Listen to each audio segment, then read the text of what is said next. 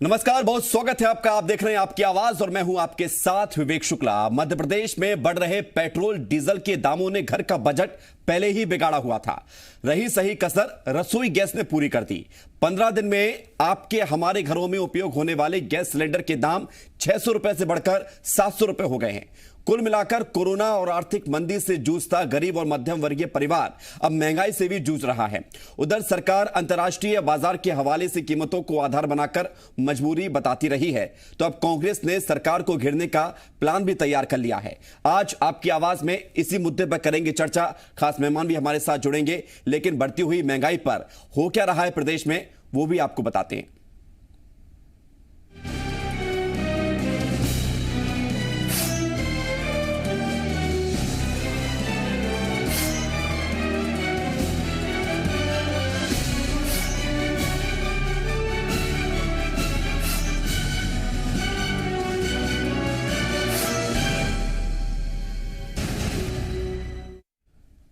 दरअसल तेल कंपनियों ने पिछले 15 दिनों में दूसरी बार एलपीजी सिलेंडर के दाम बढ़ा दिए हैं। 14 किलोग्राम वाले घरेलू रसोई गैस सिलेंडर का दाम 50 रुपए बढ़ गए हैं और इसी तरह 5 किलोग्राम वाले छोटे सिलेंडर का दाम 18 रुपए की बढ़ोतरी हुई है। 19 किलोग्राम वाले कमर्शियल सिलेंडर के दाम में 36.5 रुपए का इजाफा हुआ है।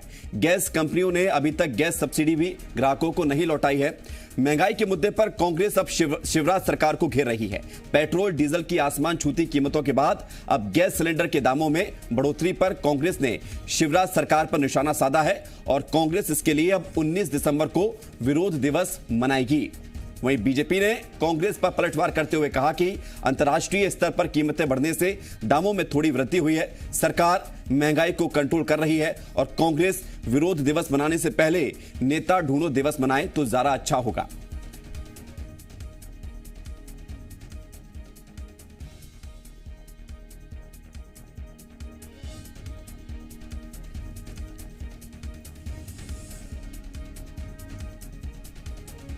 डीजल की कीमतें आसमान को छू रही है। पेट्रोल डीजल के दाम एक बराबर होते जा रहे हैं। महंगाई डायन खाए जाते और अब की बार महंगाई से राहत दिलाने वाली सरकार का नारा देकर भाजपा सत्ता में आई थी और महंगाई चरम पर है। किसानों के काले कानूनों के विरोध में, किसानों के समर्थन में कांग्रेस पूरे प्रदेश में 19 सितंबर को विरोध दिवस मनाएगी। उस दिन सभी कांग्रेसियन उपवास पर बैठेंगे, जिला और ब्लॉक मुख्यालयों पर धरना देंगे। हम सब जानते हैं कि पेट्रोलियम पदार्थों की कीमतें डॉलर में तय होती है। इस वजह से आंशिक रूप से मूल्य वृद्धि होने का काम हुआ है, परंतु भारतीय जनता पार्टी की नीति सरकार और मोदी जी के नेतृत्व में महंगाई की दर को हमने नियंत्रित करने का काम किया है। कांग्रेस विपक्ष में होने के नाते रस्मदायगी कर रही है, वह विरोध करेगी, परंतु जनता ये सब जानती है। तो अपने अपने तर्क हैं। तर्क ये है कि पेट्रोल डीजल के बाद रसोई गैस के दाम क्यों बढ़ रहे हैं, अंतर्राष्ट्रीय बाजार का हवाला दिया जा रहा है। लेकिन सवाल यह है कि जब अंतर्राष्ट्रीय बाजार में कीमतें कम होती हैं तो इसका फायदा जनता को क्यों नहीं मिलता है। दूसरा तर्क कांग्रेस का कि कांग्रेस अब 19 दिसंबर को विरोध दिवस मनाएगी। कहा यह जा रहा है कि कांग्रेस इस विरोध दिवस के सहारे दो चीजें को अपनाएगी। पहला, अपने संगठन में कितनी ताकत बची है उसको भी देखेगी, दूसरा विरोध भी करेगी, सरकार को घेरेगी। चर्चा की शुरुआत करते हैं। खास मेहमान हमारे साथ जुड़ रहे हैं, शैलेंद्र पटेल हैं, पूर्व विधायक हैं कांग्रेस से। आशीष शर्मा जी हमारे साथ जुड़ रहे हैं, बीजेपी विधायक हैं। मनीष दीक्षित जी, वरिष्ठ पत्रकार। स्वागत आप तीनों का जी मध्य प्रदेश छत्तीसगढ़ में। पहला सवाल आशीष शर्मा जी आपसे ही है। महंगाई लगातार बढ़ रही है, आलू प्याज के बाद महंगे पेट्रोल डीजल और अब रसोई गैस ने कमर तोड़ दी है। क्या तर्क है इसके पीछे सरकार का? देखिए, सरकार ने महंगाई को नियंत्रित किया है। आपने देखा होगा कि एक जमाने में कांग्रेस के समय में भी दलहनों में, तिलहनों में, शक्कर के दामों में कितनी बेतहाशा महंगाई हुई थी, जिसको कांग्रेस सरकार काबू नहीं कर पाई। लेकिन जब से मोदी जी की सरकार का पार्ट 2 आया है, तब से महंगाई नियंत्रित है। जहां तक पेट्रोलियम पदार्थों की मूल्य वृद्धि का सवाल है, तो अंतर्राष्ट्रीय स्तर पर कच्चे तेलों की कीमतें बढ़ने पर दाम बढ़ते ही हैं। ये पहली बार नहीं बढ़े हैं और भारत में कंपनियों को यह अधिकार है कि वो तेल और गैस के दाम तय करें। जहां तक बात है कि महंगा हुआ है, निश्चित ही इसके कारण मध्यम वर्ग पर असर पड़ेगा, लेकिन ये इसमें ऐसा नहीं है कि स्थायी रूप से कीमतें बढ़ी रहेंगी। कई बार कीमतें कम भी हुई हैं। आपने देखा होगा पेट्रोल डीजल के दामों में एक बार बढ़ोतरी के बाद फिर कम भी हुए हैं। मुझे विश्वास है कि आने वाले समय में आशीष शर्मा जी, कीमतें कम हो जाए। 15 दिन में सिलेंडर में बढ़ गए 100 रुपए, पेट्रोल हो गया है 91 रुपए 52 पैसे, डीजल हो गया है 81 रुपए 70 पैसे। आप कह रहे हैं कि पेट्रोलियम कंपनियों के पास ये अधिकार है, ये बात आपकी सही है, लेकिन सरकार के पास तो भी अधिकार है कि जनता को इस बढ़ती हुई महंगाई से राहत दिलाए। उसके लिए क्या प्लान है आपके पास? देखिए, सरकार ने बहुत सारी चीजों में महंगाई दर को नियंत्रित किया हुआ है। जहां तक बात है पेट्रोल डीजल में, तो निश्चित ही पैसा बढ़ा है, लेकिन सरकार जितना उसको कम कर सकती है उतना के लिए केंद्र सरकार प्रयास करेगी अपने स्तर पर। और जहां तक मध्य प्रदेश का विषय है, तो मध्य प्रदेश में भी जो सरकार आवश्यक कदम होगी इसके लिए उठाएगी। लेकिन मैं आपसे एक बात कहना चाहता हूं कि कांग्रेस को इस विषय पर राजनीति नहीं करना चाहिए। उन्होंने क्यों, जब रेट बढ़ते थे पहले के जमाने में, 4 साल पहले या 15 साल पहले, तब बीजेपी प्रदर्शन नहीं करती थी? केंद्र में करती थी, राज्यों में करती थी, बढ़े हुए पेट्रोल दाम को लेकर। आप कह रहे हैं कि कांग्रेस प्रदर्शन भी ना करे? आशीष जी, लौटता हूं मैं आपके पास। शैलेंद्र पटेल जी, क्या प्लान है आपका? 19 दिसंबर का विरोध दिवस आप मनाने जा रहे हैं, क्या लक्ष्य है इसके पीछे?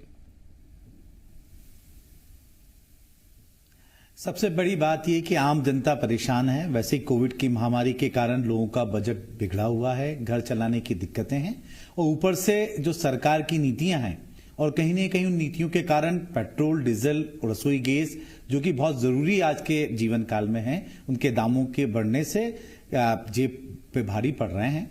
मैं एक बात आशीष जी की मैं कहना चाहता हूं कि शायद भारतीय जनता पार्टी को ही विरोध करने का अधिकार ले रखा है।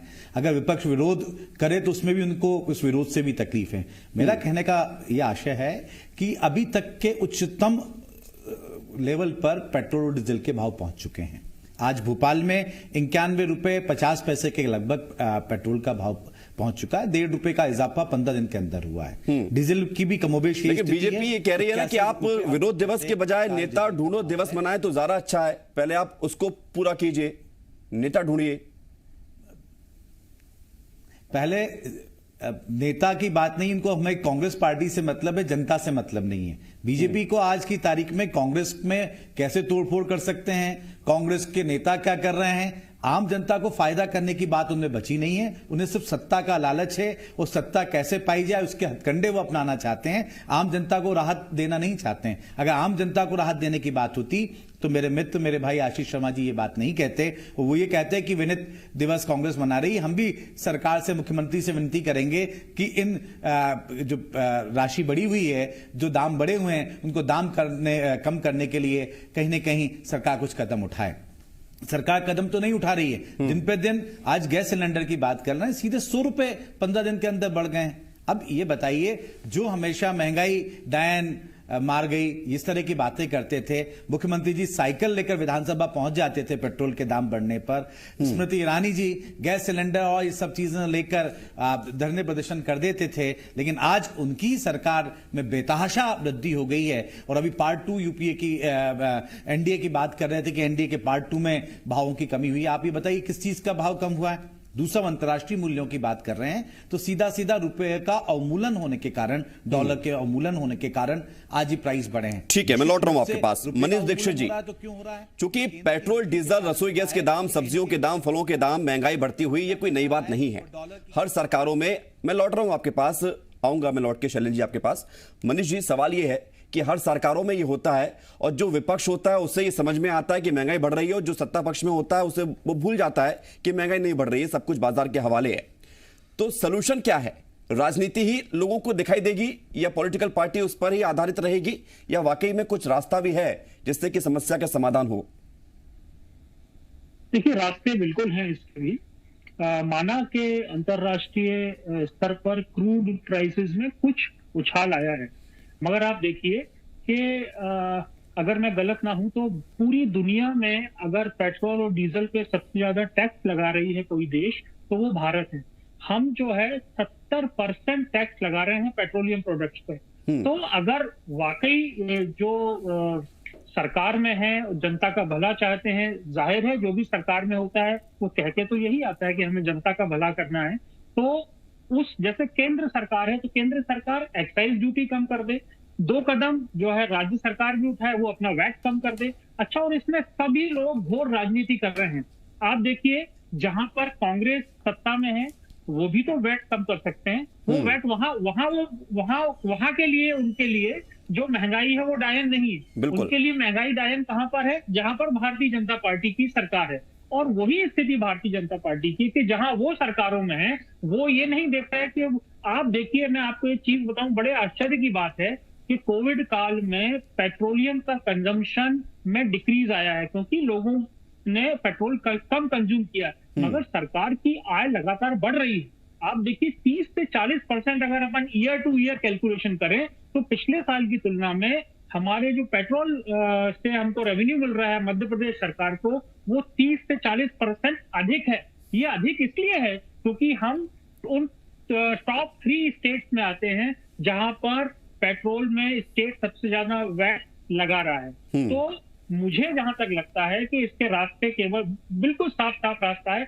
आप देखिए, जब यूपीए सरकार थी सत्ता में, तब डीजल पे मात्र 3.5 रुपए का एक्साइज ड्यूटी लगता था और पेट्रोल पे जहां तक मुझे याद है 9 रुपए 48 पैसे। अब आप देखिए डीजल पे जो एक्साइज ड्यूटी 3 रुपए 48 पैसे थी, वो 31 रुपए के आसपास पहुंच गई है। तो लगभग 10 गुना वृद्धि हुई है। इसी तरह पेट्रोल पे जो 9 रुपए 48 पैसे थे, वो भी 32 रुपए करीब की एक्साइज ड्यूटी हो गई। मतलब 4 गुना की वृद्धि यहाँ पर भी है।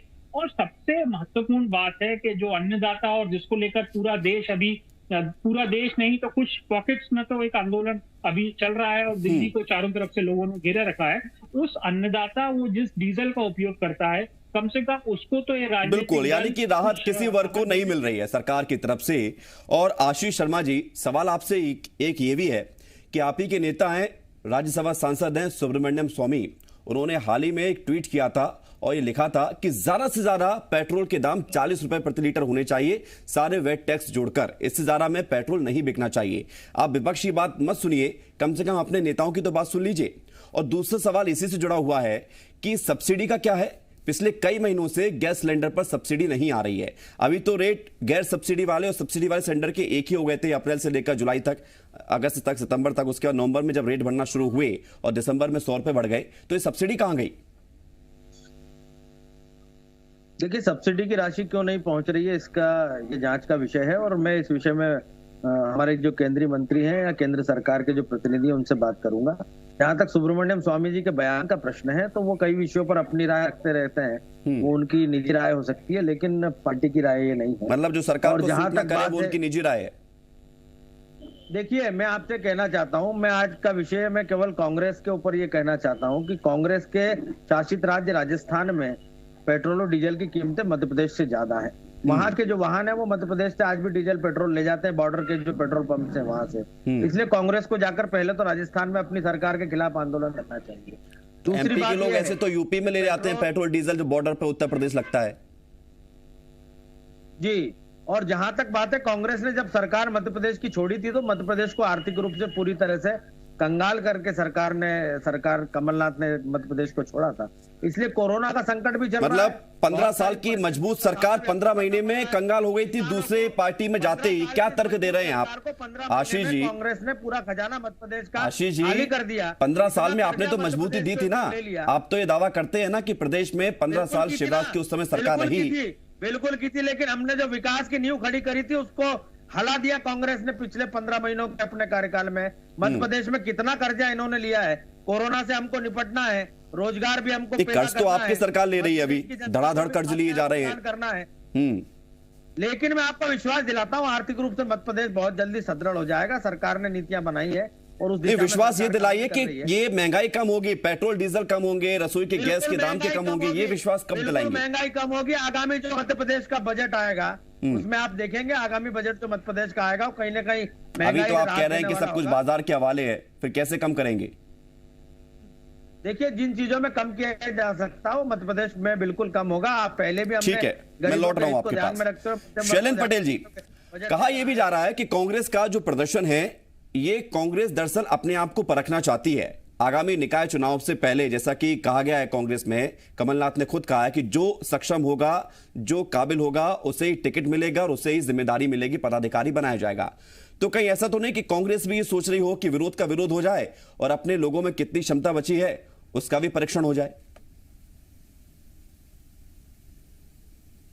विवेक जी, आप काफी सीनियर हैं। मैं एक बात आपके सामने बड़े विनम्रता से कहना चाहता हूं कि ये जो मुद्दा है वो जनता से जुड़ा हुआ मुद्दा है और विपक्ष का ये धर्म होता है कि जब भी जनता के साथ कोई नाइंसाफी होती है, कोई परेशानी में होती है, तो विपक्ष का ये कर्तव्य होता है, धर्म होता है कि उसका विरोध करें। नगरीय निकाय चुनाव में चुनाव अपनी जगह सब चलते आते हैं। नगरीय निकाय चुनाव है, पंचायती चुनाव आ जाएंगे, सहकारिता के आ जाएंगे, फिर विधानसभा लोकसभा आ जाएंगे। प्रजातंत्र में चुनाव अपनी जगह काम करते हैं, लेकिन मुद्दे अपनी जगह काम करते हैं। और किसी मुद्दे में किसी को परखना, ये बात समझ में नहीं आता। ये तो आम जनता की आवाज को उठाने का प्रयास कर रहे हैं। और 19 तारीख आप देखेंगे नहीं अपने नेताओं को किसने आवाज ज्यादा बुलंद की जनता की, किसने ज्यादा प्रदर्शन किया, किसने ज्यादा भीड़ जुटाई, ये आप टेस्ट नहीं करेंगे उनका? आप नहीं, देखिए, ये कोई भीड़ जुटाने वाला कार्यक्रम नहीं है कि जिसमें कौन जुटाएगा, कौन क्या करेगा। ये कांग्रेस का एक ऐसा जनता की आवाज उठाने का कार्यक्रम है। और जैसा कि कमलनाथ जी ने कहा कि सर्वे के आधार पर हम टिकट देंगे, तब सर्वे में तो वही नाम आएंगे जिनका जनता में पेट होगी। कांग्रेस का टिकट देने का एक क्राइटेरिया है, एक कमेटी बनी हुई है, एक असेसमेंट है, किसकी कितनी क्रेडिबिलिटी है, विजिबिलिटी है, इन सबको ध्यान में रखते हुए टिकट का वितरण होगा। किसी कार्यक्रम में कोई एक दिन भीड़ ले आएगा, उससे टिकट का कमलनाथ जी ने एक बात और कही, हालांकि वो इस मुद्दे से जुड़ी हुई नहीं है। उन्होंने कहा कि कांग्रेस सिर्फ कांग्रेस से ही हारी है। आज ही का उनका बयान है, कहीं ना कहीं जो जनता की आवाज है वो कहीं ना कहीं दबेगी। शैलेन जी, कमलनाथ जी ने एक बात और कही आज कि कांग्रेस सिर्फ कांग्रेस से ही हारी है, उन्होंने कहा है, तो उसी को मजबूत करने की दिशा में कदम उठाए जाएंगे। निश्चित रूप से हार के बाद चिंतन मनन होना चाहिए, और कोई बात निकल कर आती है कि किसी कारण से हारी है तो उसको दूर किया जाना चाहिए। और कोई भी पार्टी जब भी मजबूत हो सकती है कि जब अपनी कमियों की तरफ देखे और कमियों को सुधार करने का प्रयास करें। और निश्चित रूप से संगठन उस चीज को देख रहा है और आने वाले समय में दूर करने का, यानी कि संगठन ये महसूस कर रहा है कि हम अपनों से ही हारते हैं, दूसरे हमें हराने की क्षमता नहीं रखते हैं। शैलेन जी, रोकूंगा आपको एक सवाल के साथ। मनीष जी हमारे साथ जुड़े हुए हैं, उन्होंने कहा कि ये सिलेक्टिव सोच कैसे हो जाती है। राजस्थान में, दूसरे राज्यों में जहां पर कांग्रेस की मदद से सरकार है, वहां पर आप वैट कम नहीं करते, टैक्स कम करते नहीं है, वहां पर पेट्रोल डीजल के दाम बढ़े हुए हैं। आप जहां पर बीजेपी की सरकार है उनसे उम्मीद करते हैं कि वो लोग वैट टैक्स कम करें, क्यों?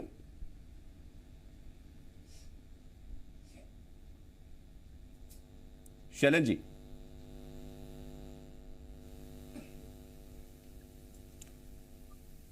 हेलो शैलेन जी, सवाल आपसे था, आवाज आई आपको? जी विवेक जी, सवाल बात यह है कि हम मध्य प्रदेश में जो महंगाई है उसमें, जी बात पूरी कीजिए। मैं आपका जवाब दे रहा हूं। मध्य प्रदेश में जो आज महंगाई की बात है, मध्य प्रदेश की बात कर रहे हैं, दूसरे अन्य राज्य भी हैं। आप जैसा कहा कि मध्य प्रदेश उन 3 राज्यों में सबसे आता है जहां पे सबसे ज्यादा वैट टैक्स पेट्रोल डीजल के ऊपर वसूला जाता है। कर रहे थे अभी 15 साल की बातें। हम रोजगार खड़े कर नहीं पाए, प्रदेश की आर्थिक स्थिति सुधार नहीं पाए, आमदनी बढ़ा नहीं पाए, और इन सबके कारण कहीं ना कहीं वैट टैक्स आपको बढ़ाना पड़ा है ताकि हम सरकार चला सकें। ठीक है सर, आप लोग आरोप लगाते रहिए और इसी आरोपों में जनता ये भी देखती है कि उनके हित की बात कौन करता है और रिजल्ट क्या निकलता है। मैं लौट रहा हूं आपके पास। मनीष जी, एक सवाल आपसे, समय समाप्त हो रहा है। सवाल यह है कि सिर्फ राजनीति होती रहेगी इस पूरे मामले पर, या वाकई में कोई पार्टी, सरकार प्रयास करेगी आगे बढ़कर? क्या लगता है, क्योंकि कोरोना काल में आर्थिक स्थिति खराब है सरकारों की, ये किसी से छुपी हुई नहीं है, जनता को राहत मिलेगी या नहीं? इसकी उम्मीद कम है। उसकी वजह यह है कि सरकार के पास जो रेवेन्यू जनरेशन के जो एवेन्यूज हैं, उसमें पेट्रोल और डीजल इतना आसान मनी इनको कनेक्ट करके दे रहा है कि जिसमें ना तो आपको ज्यादा लेबर लग रहा है ना कुछ हो रहा है। इजी मनी जिसको बोलते हैं सरकार के पास आ रहा है। तो चाहे वो केंद्र सरकार हो, वो चाहे वो राज्य सरकार हो, पिछले 7 महीने में केंद्र सरकार ने 1.6 ट्रिलियन पिछले साल से ज्यादा पेट्रोल और डीजल से आप ये देखिए कमाई करी है। राज्य सरकार का जो रेवेन्यू था पिछले साल 10,000 करोड़ था, और इस बार हो सकता है साल के अंत तक 12,500 करोड़ जो है कमाए सरकार पेट्रोल और डीजल से। क्योंकि बाकी रास्ते बंद हैं, तो जनता जो है, जनता केवल, चाहे कोई भी राजनीतिक दल हो, इनको जनता चुनाव के समय याद आती है। जनता जब वाकई पीड़ा में है, कष्ट में है। बिल्कुल, वो चुनावों के समय पेट्रोल डीजल के दाम, हैरानी वाली बात यह भी है मनीष जी कि स्थिर भी हो जाते हैं, उनमें कोई अप एंड डाउन नहीं होता है, और जैसे परिणाम आ जाते हैं तो फिर उसी की फ्लक्चुएशन शुरू हो जाता है। बहुत शुक्रिया आपका शैलेन पटेल जी, मनीष जी, आशीष शर्मा जी हमारे साथ जुड़ने के लिए।